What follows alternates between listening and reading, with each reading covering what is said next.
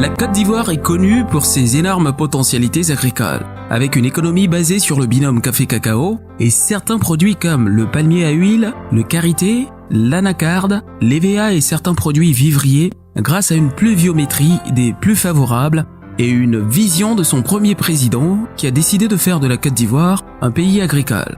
Pour mieux vendre, il faut exporter. Face au défi de la transformation et de l'exportation de nos produits, l'APEXI, Association pour la promotion des exportations de Côte d'Ivoire, dirigée avec maestria par M. Guy Mbeng, son administrateur directeur général, assure les dispositifs d'appui à la promotion et au développement des PME. Aussi, dans le but d'accroître les exportations de la Côte d'Ivoire vers le marché américain, l'État a mis en place la commission AGOA. Elle est présidée par Monsieur le Premier ministre et a comme vice-président Monsieur le ministre du Commerce, de l'Artisanat et de la promotion des PME. L'AGOA est une loi américaine dont l'objectif est de promouvoir les exportations vers les États-Unis par des mécanismes de renforcement de capacité d'investissement et de financement. Environ 6400 produits dans divers domaines sont accessibles. Cette loi représente une véritable bouffée d'oxygène pour bon nombre de PME agroalimentaires. Le marché américain est le premier marché du monde.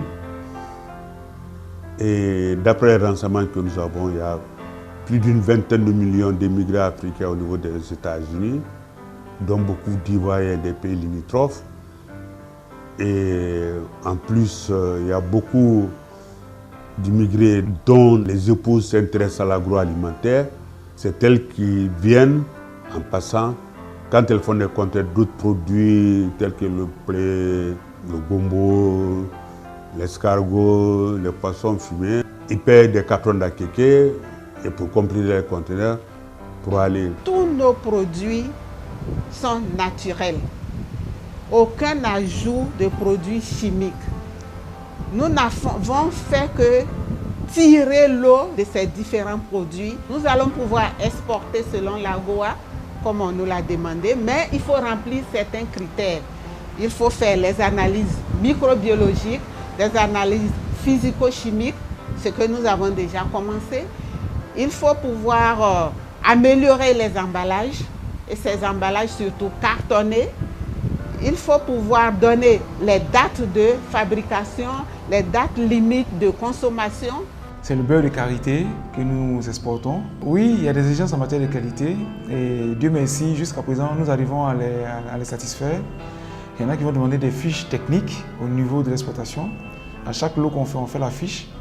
Ils veulent voir un peu soit le taux de matière grasse, ça dépend du produit, soit s'il y a des impuretés ou le taux d'insaponifiable. Mais on arrive pour le moment à les satisfaire. Nous sommes très regardants sur la qualité. Nous achetons de l'attiqué avec des dames sélectionnées qui produisent rien que pour nous. L'attiqué déjà, même la qualité d'abord, on vous voit déjà, quand on voit l'image même de l'attiqué, frais, quand il n'y a pas assez de fibres. La coloration de l'attiqué, au toucher, on sait déjà que j'aurais pu l'odeur. Nous exigeons l'attiqué du jour pour capter l'odeur de l'attiqué. La conservation de notre attiqué, on peut conserver plus de 5 ans. Mais nous avons mis 4 ans sur notre boîte, comme c'est le ministère qui nous demande. Sinon, je pense qu'on peut conserver plus de 5 ans. Grâce à l'amélioration de l'environnement des affaires après la crise politique de cette décennie, les entreprises veulent au mieux profiter de cette situation politique favorable. C'est pourquoi certaines difficultés et contraintes doivent trouver solution. Il faut que les autorités africaines, les pouvoirs politiques ivoiriens surtout, arrivent à financer, à accompagner les transformateurs dans la création d'unités de transformation en Côte d'Ivoire. Parce qu'on sait que la Côte d'Ivoire perd à peu près 40% des productions vivrières. C'est dans ce cadre que la commission AGOA a organisé une conférence sectorielle avec 100 PME agroalimentaires pour ensemble réfléchir sur l'exportation de leurs produits aux USA.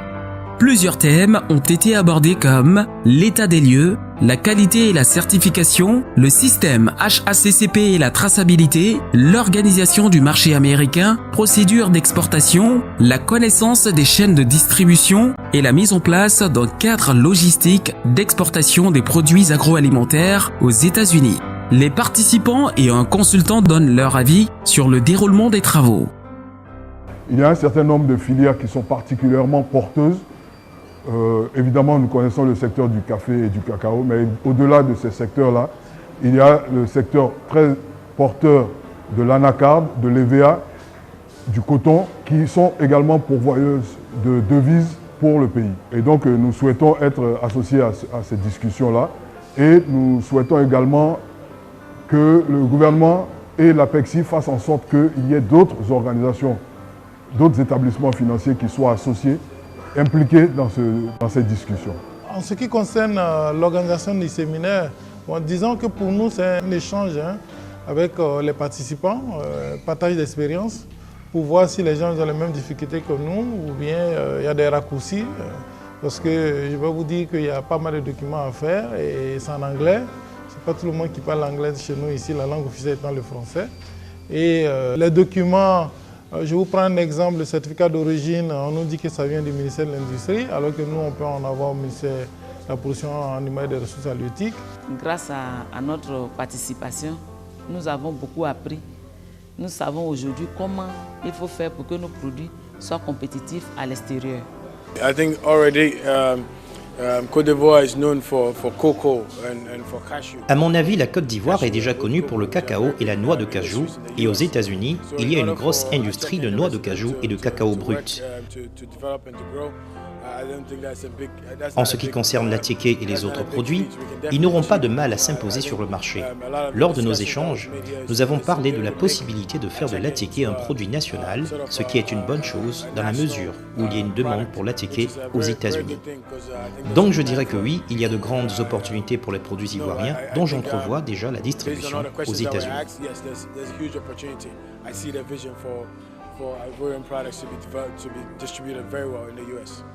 Après avoir organisé une conférence pour le secteur de l'artisanat, le secteur du textile, il était important d'organiser cette conférence-là pour montrer aux acteurs de la filière agroalimentaire qu'il existe un véritable potentiel sur le marché américain. Vous avez pu vous en rendre compte à travers les interventions, notamment l'intervention du consultant principal qui est venu des États-Unis et qui lui déjà a commencé à prospecter un certain nombre de produits ivoiriens. Elle nous a permis d'ébaucher déjà la mise en place de ce qu'on appelle une chaîne logistique. Alors cette chaîne logistique-là va nous permettre à terme de pouvoir aider les opérateurs qui ont des produits vendables aux États-Unis, de pouvoir les vendre aux États-Unis sans avoir à se tracasser pour tout ce qui touche à la logistique. Parce qu'en aval, on aurait trouvé une structure ou des structures à même d'écouler ces produits-là sur le marché américain. Ont aussi pris part à cet atelier les représentants des ministres de l'Agriculture et celui du Commerce, de l'Artisanat et de la Promotion des PME. Pour le directeur général adjoint de l'APEXI, représentant l'administrateur directeur général, initiateur de cette conférence, le secteur agroalimentaire représente un maillon très important. Le développement de notre pays se repose toujours sur l'agriculture. Donc pour nous, c'est un secteur qu'il faut voir de très près.